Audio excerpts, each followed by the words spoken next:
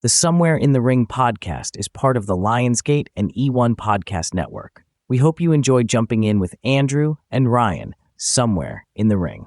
Hey guys, Ryan here, and welcome to a special recap episode of Somewhere in the Ring. So I am trading solo episodes with Andrew this time, and I'll be running through the entire King and Queen of the Ring that took place this past Saturday, May 25th in Jeddah, Saudi Arabia. So, sit back, get your prime energy drink, and I hope you enjoy this recap. The following podcast is scheduled for one recording with no time limit. Making their way down to Somewhere in the Ring, Andrew Sanford and Ryan Sprague. Bow, bow, bow. This is gonna be interesting, doing an episode all by myself. Last time we had a solo Sikoa episode. It was with Andrew, covering Backlash in France, and he did an incredible job. It's one of our highest downloaded episodes, one of our most viewed YouTube videos so far, so the pressure is on, guys, as I run you through King and Queen of the Ring that took place this past Saturday. Now, I am home in Syracuse, New York right now with my family, and I am basically the new dog watcher. So I have Maddie, I have Titus, and I have Layla, 3 foster dogs that turned into permanent dogs here at the Sprague residence. So they are sitting next to me.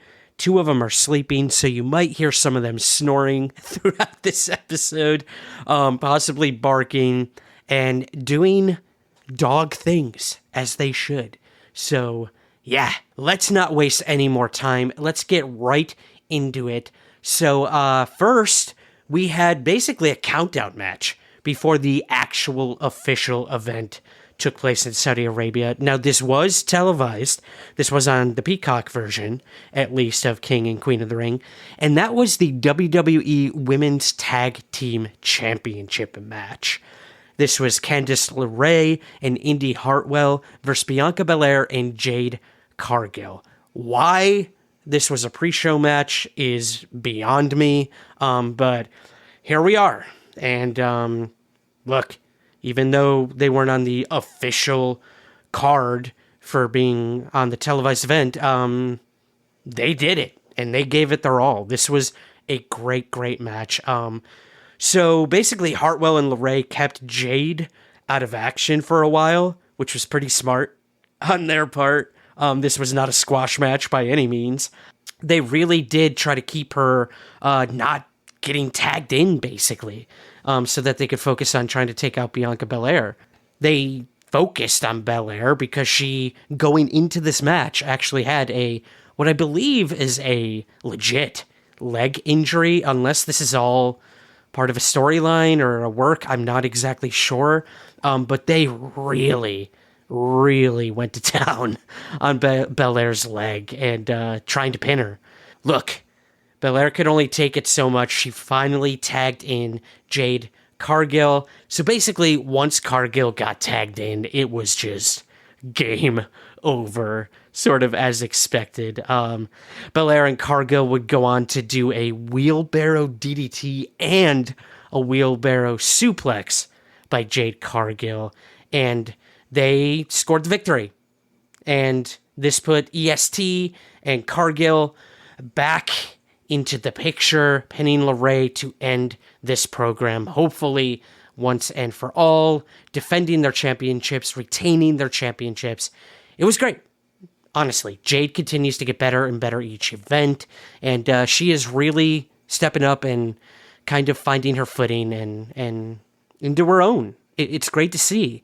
So great that I hope she doesn't become, a solo superstar anytime soon. I absolutely love this tag team between her and Belair, and I hope it continues, and I hope they continue to dominate. So that was your match that sort of kicked things off, I guess, our warm-up, which again is kind of strange that it happened before the show even started, but hey, We'll take all the wrestling we can get. Let's go into the actual King and Queen of the Ring event kicking off in Jeddah, Saudi Arabia. As expected, the crowd was absolutely insane from the very beginning. Clearly very excited to have the WWE back there in Jeddah. You know, they paid billions to have them come there. They're damn well, hopefully, going to get a good show. And this show did not disappoint, as we will get to. Let's start with the first match of the night for the event, and that was the Women's World Championship, Becky Lynch versus Liv Morgan. Now, for those of you who know, Liv Morgan has been on her quote-unquote revenge tour as of late, and since Rhea Ripley's out of the picture, Becky Lynch came in, stepped up, became the new champion, and Liv finally had her chance. This was interesting. So even before the official event started, you know, when they're backstage talking to the wrestlers who are getting ready and they get these promos, quick promos from them, Liv Morgan was giving a promo, and out of nowhere, Dom Mysterio shows up in frame, and it's revealed that he actually flew all the way to Jeddah, Saudi Arabia to ensure that Liv Morgan did not win the Women's World Championship. Now, this is interesting because if you've been watching Raw and SmackDown, I forget which they're on now at this point. That draft, it's killing me. Anyways, we sort of saw inklings that something was going on between Liv Morgan and Dom. I don't know if it's romantic or if they're teaming up to kind of take over the, Judgment Day. I honestly don't know, but it seemed like they were sort of starting a weird relationship together, a working relationship or romantic. I don't know. But either way, I thought that Dom was showing up to root her on, but apparently that was far from the truth. He specifically said, I showed up to make sure that you do not sully the name of my mommy's former championship, and that he flew all the way there to make sure that she didn't win. But as we saw, that did not really go according to plan. So Liv Morgan on her revenge tour, she was in top form at the event, and the chemistry between her and Lynch was just another level. There were a ton of near falls and a ton of good wrestling, and then who shows up but Dom? He comes out, and basically, to sort of ensure that Liv did not win, he throws a chair into the ring for assuming Becky to use, but instead, Liv took Becky out on the chair for the pinfall and won. Liv Morgan is our new Women's World Champion. That was a pretty damn quick revenge tour, if you ask me. But honestly, I've never been a huge fan of Liv Morgan. I think she's terrible on the mic. I hope she's not listening to this, but there's still room to grow, Liv. There's still room to grow. I don't know what it's like speaking in front of thousands and thousands and thousands of people. I've done it in front of maybe dozens or 100 at most, but yeah, it ain't the easiest thing to do in the world, but she really has stepped up her game promo-wise. This match was incredible by both of them, and she deserved it, honestly. She fought damn hard in that match, and she is our new world champion. So what does that say? Was this a stupid mistake by Dom? Or a lot of people are thinking that maybe he didn't fly there to make sure she didn't win. Maybe this was all a ruse and he was actually there to secretly help her win. We did see a segment backstage where Becky Lynch just reamed the hell out of Dom and immediately asked for a rematch. So when that might be, we don't know yet. There are rumors that Becky's going to be taking some time off to be with her hubby, who's, is injured and was the hero of WrestleMania, in my opinion. So all the best to Seth freaking Rollins and Becky Lynch. They deserve the time off. So, yeah, there we go. We have a new Women's World Champion. So congratulations to Liv Morgan. I can't wait to see her character grow and see what she does as a champion, for sure. So awesome stuff to really kick off the show with some power. Next, we got a triple threat match for the Intercontinental Championship. This was Sami Zayn defending against Chad Gable and Bronson Reed. So, Sami Zayn came out to a huge pop. It is clear he is beloved in Saudi Arabia, I guess with good reason. The crowd also brought back the famous "You Suck" chant, which was, a direct callback to Kurt Angle. And it was great to hear them say that when Chad Gable came out, because they got that connection. They're both retired, or I should say former Olympian wrestlers, and now they both became superstars in the WWE. And Chad Gable has always reminded me of Kurt Angle in a very, very good way. Their technical wrestling skills are just far above and beyond. And this was just so great. Now that Gable is really embracing the heel aspect to his character, hearing the "You Suck" chant from Saudi Arabia was just mwah, chef's kiss. As for the match, there were a ton of three-way spots that really lit up the crowd and sort of showed the continuing disdain for Gable and his disdain for Sami, nonetheless. Gable delivered a double-stacked German suplex to both opponents, which was just an extraordinary spot. And Bronson Reed, just looked amazing. He hit some super good spots, even took some really, really brutal bumps. He's a big dude, and those bumps gotta hurt. So later in the match, Chad Gable berated Otis for not attacking Sami Zayn under his orders during the match. And we should add, Maxine Dupree, she came out for Chad Gable's entrance, and he did not want her there. They took maybe 10 steps off the ramp, and he was like, "Get out of here. I don't want you here." So she left, and kudos to Maxine Dupree in real life for flying all the way to Saudi Arabia to come out on stage for about, I'd say, 5 seconds, turn around, and leave. But hey, I guess she got a free vacation out of it and soaked up the sun there in Saudi Arabia, I'm sure. So all the power to her. She's really, really stepping up her game too. Awesome for her. Can't wait to see her as she evolves. But back to the match, we got another huge slap to Otis from Sami Zayn.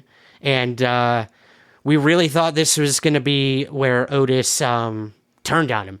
But lo and behold, Otis fired up, and he attempted a clothesline on Sami Zayn as Gable held him, only to, quote, accidentally level out Chad Gable and cost him the match. Was it really an accident? Only time will tell. While Gable was distracted outside the ring with Otis after all this, Sami Zayn took advantage and hit Bronson Reed with a haluva kick, with a pin, and he defended and retained his title to the utmost. Just tenacious Sami Zayn we all love. Great match. Awesome to see him retain. And a big kudos to Bronson Reed for also putting on a great match.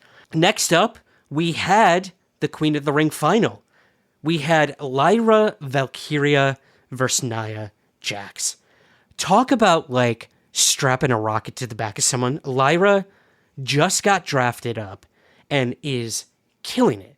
I mean, she was on TV for a week and a half or something before immediately going to an international PLE in a Queen of the Ring final match.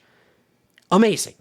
Got to be a lot of pressure on her, but I think she's really living up to it. She had an incredible entrance, rocking those big Raven Valkyrie wings. It looked beautiful. It was probably one of the best entrances of the whole night, to be honest. And the crowd was totally digging it. Her push has just been insane so far. And this match was very solid. It was really a David and Goliath match. Valkyria's not that big, and Nia Jax is a beast in all the best ways. And a lot of Valkyria's pin attempts just look so cool. And we got a lot of those throughout this match, and they both really gave it their all. and really sold the size difference between themselves. Again, David and Goliath, amazing. So this is towards the end of the match that really got people like, oof, ow.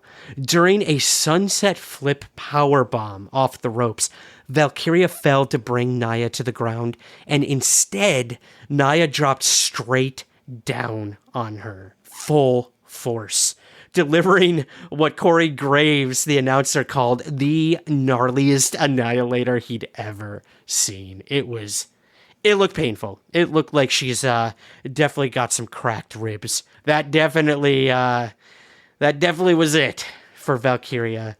Nia Jax got the pinfall to become queen of the ring, and she will face Bayley at SummerSlam for the WWE Women's Championship. It was really cool. Triple H came out to crown her, and it was pretty emotional. You know, while Nia is kind of a heel and kind of hated by a lot of people, she got really emotional. She cried when she was crowned. And look, say what you will about her, she has really stepped up her game as well, become a much safer and more versatile wrestler, and she deserved this. I honestly do believe that. She did a wonderful job, and Nia Jax is your new queen of the ring. Let's move to King of the Ring final, and this was Randy Orton versus Gunther. The match we never knew we wanted, but we clearly needed. This was my favorite match of the night, by far. Say what you will about the main event. I'll probably talk about that one a lot because it was the main event. However, this was the match of the night. Randy Orton continues to be a huge international crowd seller. And this Saudi crowd, when he came out, they sang his song so loud and for so long through and after his entrance. And, you know, Randy Orton has gone on record and said he's not totally into his theme music. I mean, he likes it, but he's like, I wouldn't mind trying something different. But as of late, mostly in France and now continuing in Saudi Arabia, these international crowds love him and they love the song. And, you know, he's getting in the ring, getting ready, you know, and the music fades to bring in the next opponent and they're still singing his song. So that's cool. That's cool to see. So well deserved. You know, Gunther came out and here we go.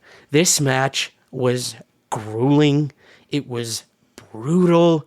And it also involved one of the loudest and most impactful chest slaps from Gunther to Orton that I've ever seen.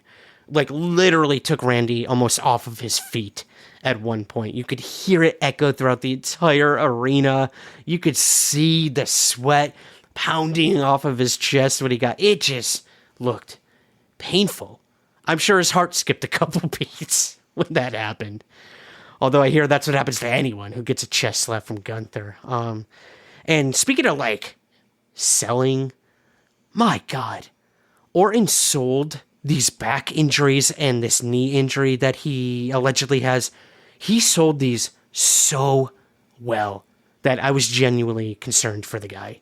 And I think the crowd was too. There were moments of silence where you thought they were going to call the match and get the medics out there at some point. But he went on, and in typical heel fashion, Gunther did his part, and he really exploited both injuries. And I'm just going to say, like, it looked like these two actually wanted to kill one another. I know that's cliche to say in really good matches or brutal matches, but honestly, it looked like these two were out to end each other's lives. Man, God, it was brutal. But eventually, Gunther was able to successfully execute a crucifix roll-up and pinned Orton to become king of the ring. Again, Triple H came out to crown him, and that wasn't it, however. There was some controversy. As we heard from the announcers at the end of this match, it looked like Randy Orton's shoulder was up during the pin, which is not a clean pin, is not a clean win. And say what you will, was this the referee's fault? Was this Randy Orton's fault? Was this the quote-unquote planned ending to the match?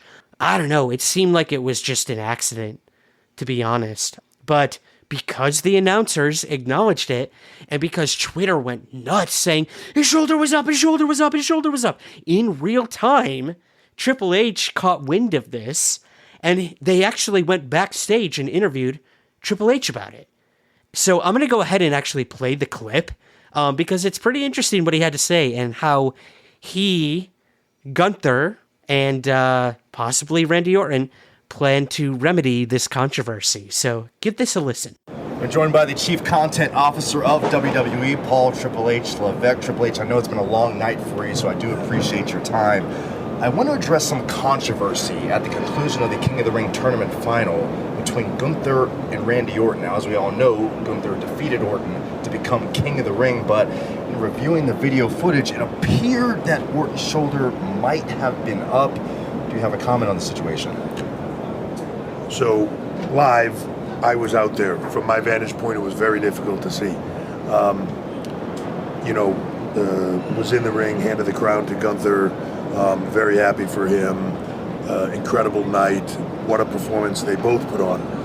Coming back here and seeing it back, look, I saw exactly what you saw. I saw what everybody saw. I saw what everybody is talking about. Didn't really even seem controversial to me. It just seemed like Randy Orton's shoulder wasn't down. But I'm going to say this. The referee's decision is final. Gunther is your King of the Ring. That being said, especially after what I saw tonight, I certainly want to see that again. I think Randy Orton deserves to have another shot at that. And I think if I know anything about Gunther, he will want to have another shot at that, to take the controversy out, to take the asterisk off of the page where it says King of the Ring for him. I think he will want to prove beyond a shadow of a doubt that he is better than Randy Orton. So I think having seen Randy back here, he's pretty banged up, both his knee and his back. I think it's going to be a moment or two before he is ready to step back into the ring with Gunther. But when he is, let's go. So yeah, Gunther will now face the World Heavyweight Champion at SummerSlam. And while it's now Damian Priest, it was also announced by Triple H during that backstage segment that Drew McIntyre has been medically cleared and will go up against Damian Priest at Clash at the Castle in Scotland in June. So who knows who Gunther is eventually going to face for that championship? Will it be Damian Priest or will it be Drew McIntyre? Only time will tell. We'll have to see what happens in Scotland at Clash at the Castle. And then we will eventually see that rematch between Gunther and Randy Orton, I have no doubt. Okay, guys, we made it to the main event of King and Queen of the Ring, and this was the Undisputed WWE Championship with Cody Rhodes defending against Logan Paul. The United States champion, Logan Paul, did not put his title on the line, but he went after the Undisputed Championship that saw both of these men start the match with very high intensity. There was a moment that really stuck out to me towards the beginning, a very touching moment where the crowd started chanting Dusty Rhodes' name. Loved it. Absolutely loved that. Gave me the feels for sure, as I'm sure it did Cody Rhodes. But Logan Paul wasted no time, and he looked amazing. He really, really took Cody Rhodes to task, hitting him with every move you can think of, powerful blows and holds. But Cody fought back, and he almost made Paul tap out at one point. Put him in this crazy leg lock that saw Logan Paul like begging him to stop.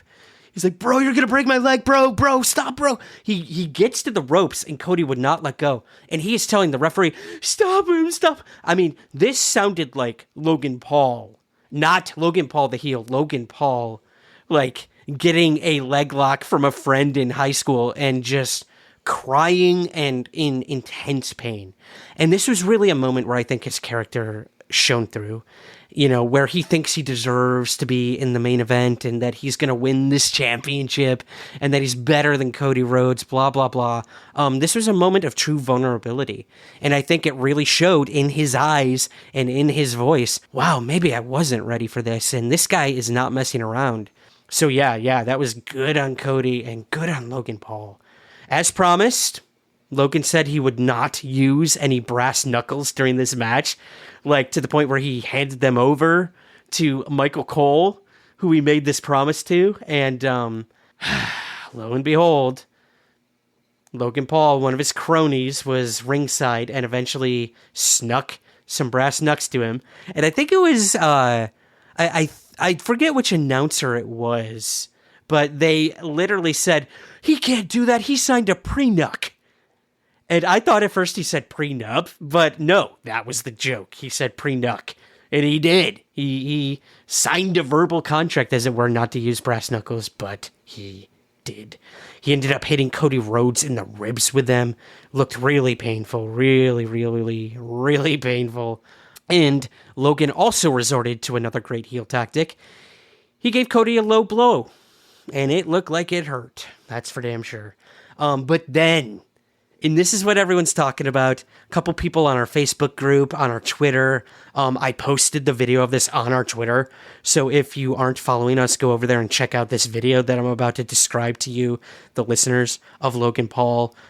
We are at Some Ring Pod on Twitter. Go follow us. We got possibly the most cinematic and perfect high spot ever in WWE history, I swear, from Logan Paul. One of the best. Basically, Cody was left beaten on the announce table, and Logan Paul, prime energy drink in hand, mind you, climbed to the top rope, and the camera, I believe it was a drone camera, so kudos again to whoever was controlling that camera, it did a complete 360 around Logan Paul as he sipped his prime drink, spit it out like Triple H, which is hilarious because at one point in the match he said, this is the Paul Levesque and Logan Paul era. So I feel like this was a callback to when Triple H used to spit his water out during his entrance into the ring. You guys remember, right? Yeah, so it looks like he was really taking that to heart. So he's up on the top rope. Again, camera is doing a complete 360. Beautiful, beautiful shot. Drinks the prime, spits it out, and then from the top rope, Logan Paul hits a perfect frog splash from the top rope down to the announce table and puts Cody cleanly through the announce table. High risk, high payoff. The crowd went absolutely nuts. I stood up from the couch and screamed when I saw this. It was just, if the WWE continues with these cinematics, there's no end in sight, to be completely honest. It's just, I feel like I'm watching a movie, which is great. I think that's where the WWE truly shines. So yeah, that will be one for the highlight reels forever at this point. But that was not the end of the match. These guys went back and forth a lot, and eventually Logan Paul tried to use the brass knucks again, but get this, he was prevented by special guest announcer for the match, Saudi Arabian actor and comedian Ibrahim Al-Hajij, who you guys might remember from the last event that took place in Saudi Arabia. He announced the main event, and he also prevented Logan Paul from using the brass knucks again, stopped him from doing it. And this distracted Logan Paul just enough for Cody to hit Paul with 3 consecutive crossroads to get the pinfall and retain his title. Amazing. There was also another really fun moment at the end when, Logan Paul is yelling at Ibrahim saying, "Who the hell are you?" And instead, Cody grabs Logan, spins him around and says, "I'm Cody Rhodes, bitch." It's just so funny trying to hear Cody Rhodes, this cookie cutter baby face, try to be edgy. And, he pulls it off sometimes, but that was just, it was too good. It was too good. I loved it. Yeah, so this had everything a main event should have. It was not my favorite match. It was definitely Randy Orton versus Gunther. And I really enjoyed the Jade Cargill Belair match that was during the pre-show. But there were times that I even thought it was possible that Logan Paul might win cleanly, nonetheless. Andrew and I actually talked about that on last week's episode, and Andrew said, there's no way. And I told him, dude, I don't know. Stranger things have happened, and again, the Saudis are paying billions for WWE to come there, and they want to see some title changes. They want to see drama. They want to see twists, and they surely got them at this event. We saw a title change with a new women's champion. We saw some epic King and Queen of the Ring matches, and but, back to Logan Paul. I know I talked about him a lot, but this really did solidify that he is one of the best heels working today, if not ever. And his wrestling skills are just light years beyond what they should be. It's just unfair to a lot of these other guys who have worked so hard their entire careers. But Logan Paul he puts a lot of them to shame. I'm not going to lie. He is champion material. There's a reason he has a belt right now. And I don't see this being the end of his chase for the Undisputed Championship either. So awesome match to end the night with. Some final thoughts. We have to be upfront. The Saudi events are problematic for many reasons. We all know it. We all mostly accept it. But, no matter the case, it's not going to stop business, which is what the WWE is at the end of the day. And while I fully respect any and everyone who boycotts these Saudi events, I thought I'd at least give a recap of it for those who didn't see it and wanted to know what happened. And I have to say, as far as the Saudi events PLEs go, this was by far the best, by miles. It furthered many stories, it made new ones, and it pushed the envelope each time in terms of sort of the, I don't want to get too political, but sort of the oppressive nature brought to the women of WWE in particular. They really do push the envelope every time. And there's more and more women's matches at these events. Granted, they still have to wear these stupid outfits that go up to their neck, but that's the way things are over there, whether you like it or not. But yeah, I do feel that the Saudi crowd at least is embracing the women's division much more, respecting it much more, and hopefully we will see things change as time goes on and this relationship continues to grow and evolve with the Saudis. Again, whether we like it or not.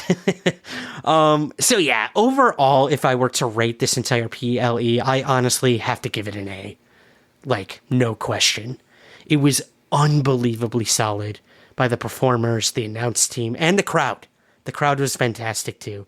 We got ole, ole, ole, oles, which is always fun from these international crowds. And a lot of awesome chants. Again, the Dusty Rhodes one was amazing. And they just love it. They love the WWE. And look, everyone deserves the WWE. And that's why we're seeing so many international events.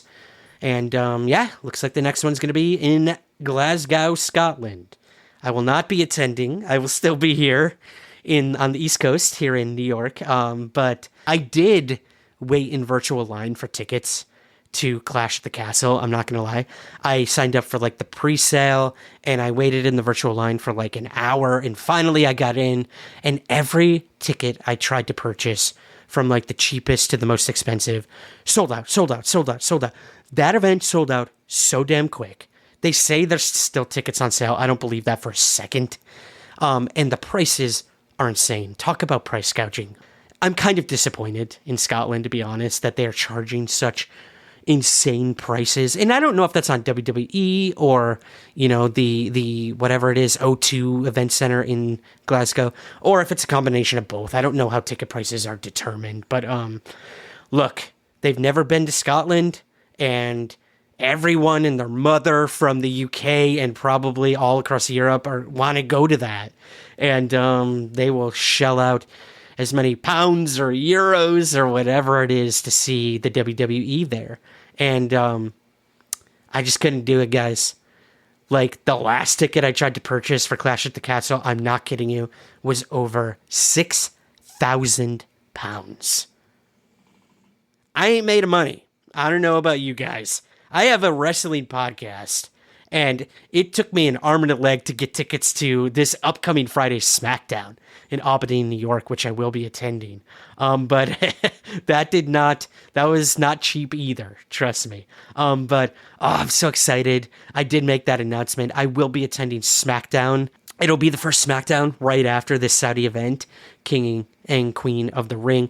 I'll be going with my father, which is going to be awesome. We used to go to WWE live events in my hometown here of Syracuse, New York, when I was a kid. My dad would take me and my friends. So this is going to be so cool. You know, now that we have a wrestling podcast and wrestling's hotter than ever, he's even watching Raw and SmackDown with me here at home while I'm staying here. And he knows the names of the wrestlers. He's getting a feel for who his favorites are. You know, he's become a big Cody Rhodes fan. And he really likes Nia Jax too, which I think is hilarious. And I told him, I'm like, hey, Cody Rhodes said he will for damn sure be at Albany for SmackDown, and he has a special surprise in store for us, the Albany, New York crowd. So super excited. I'll be live tweeting, and I'll give a exclusive review to you guys of me and my father's experience at SmackDown this upcoming Friday. So that's great. But I want to know what you guys think. What did you think of King and Queen of the Ring? Please send us your thoughts on social media or send us an email. Our email is somewhereinthering@gmail.com, and we will read your emails on the show. And we will play your audio recordings too. We love those. And you know, a lot of people don't know how that works. It's pretty simple. You probably all have some sort of voice memo app on your phone where you can record voice memos and send them to people. It's as simple as that. Record the voicemail, and then you should be able to email it to us as well. And again, that is somewhereinthering@gmail.com.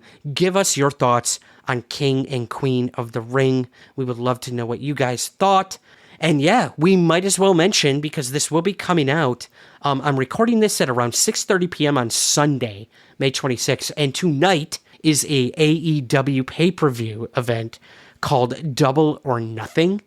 So probably by the time you're hearing this, it'll be over. But this is a pretty stacked card for AEW. So I did want to at least acknowledge this, guys. I know we're primarily WWE, but we do love AEW here as well.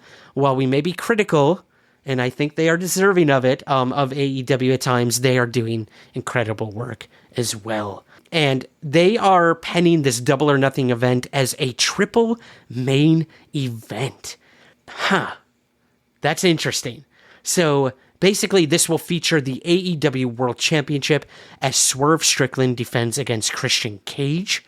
And then Willow Nightingale will defend her TBS Championship against Mercedes Moné, who is finally making her match debut, which I'm really looking forward to seeing how she does in the ring.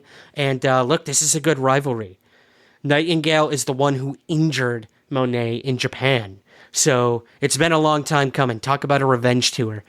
I can't wait to see what happens during that match tonight. And we also have a Anarchy in the Arena match, which will see the Elite going up against Bryan Danielson, FTR, and Darby Allin. Darby Allin coming back fresh off of his broken foot and getting hit by a bus in New York City. If you guys didn't know about that story, we covered it on the podcast in the past. Darby Allin was in New York City on crutches, broken foot, and he tried crossing the street, and he got hit by a New York City bus on his way to a Broadway show. And look, while that may sound ridiculous, it's easy to do. I got hit by a FedEx truck in the middle of Times Square on my way to work one day in New York City. And those buses, those mail trucks, like, they just zip down those streets. They have no regard for pedestrians. No one does in New York City, to be honest. And I was looking the wrong way at one point, and I got hit by a FedEx truck. So yeah. But Darby Allin got up and went and saw the Broadway show. I think he saw Sweeney Todd, the musical, that night after being in the emergency room. He looked pretty busted up during that. But wow, that was a digression if I've ever heard one. So yeah, you'll be getting that Anarchy in the Arena match at AEW's Double or Nothing tonight, but that's not it. We also will have Will Ospreay defending the AEW International Championship against Roderick Strong. And then we will also have a barbed wire steel cage match, for the TNT Championship with Adam Copeland defending against Malachi Black. And then we also will have the FTW Championship on the line with Chris Jericho defending against Hook and Shibata. And there is so much more, guys. So, again, if this episode does come out, I'm going to try to get it out before the AEW event. Good luck to all of our defending champions, and maybe we will see some new ones tonight at AEW's Double or Nothing. We shall see. And we'll have some recaps of the event on our social media as well. And speaking of social media, guys, to close things out, you can find us on Twitter at SomeRingPod. You can find us on Instagram at SomewhereRingPod. Join our very active Facebook group. Just type in Somewhere in the Ring Podcast on Facebook, and it should pop up. And click that invite button, and we will welcome you with open arms and closed fists. You can also, if you want to help support us financially, podcasts are not cheap to do. Trust me, there are a lot of unforeseen costs, especially when starting a new show like we are here at Somewhere in the Ring. Andrew and I would greatly appreciate your support by joining our Patreon, where you get early access to episodes. You get to ask our guests priority listener questions. And we will eventually be putting all of our match commentaries that we do, where Andrew and I literally watch a match and do commentary along with you watching the match. Super, super fun. You get a ton of these benefits and rewards that are growing by the day over on our Patreon campaign. And you can find us there at patreon.com/somewhereintheringpodcast. One more time, patreon.com/somewhereintheringpodcast. So a special thank you to our Patreon subscribers right now, and we hope you will join us even further somewhere in the ring over on Patreon. And lastly, guys, we will be making a very exciting announcement on this Wednesday's main show, so be sure to give it a watch or a listen. It's going to be a very fun crossover episode with some surprise special guests of another podcast. So look forward to seeing you guys this Wednesday, where we will make a very special announcement about Somewhere in the Ring and so much more with our special guests. So we will see you here Wednesday. Thank you for joining me for this recap of King and Queen of the Ring in Jeddah, Saudi Arabia. That's all I got, guys. Please subscribe on Apple, Spotify, or wherever you can find the show. We are everywhere. We have a YouTube page we'd love for you to subscribe to as well, where most of our episodes are done in video form as well. So yes, rate, review, subscribe, all that good stuff, and we will see you Wednesday on Somewhere in the Ring. I'm going to ring that bell. Let's see if I got this, Andrew, if I got it right. I think I finally got it. He's going to be so proud of me. So proud of me. Love you, Andrew. I'll see you Wednesday. And we'll see you all Wednesday on Somewhere in the Ring. This has been Somewhere in the Ring. Thank you for listening. Subscribe wherever you get your pods, and be sure to rate and review on Apple, Spotify, or wherever possible. We'll see you again soon, Somewhere in the Ring.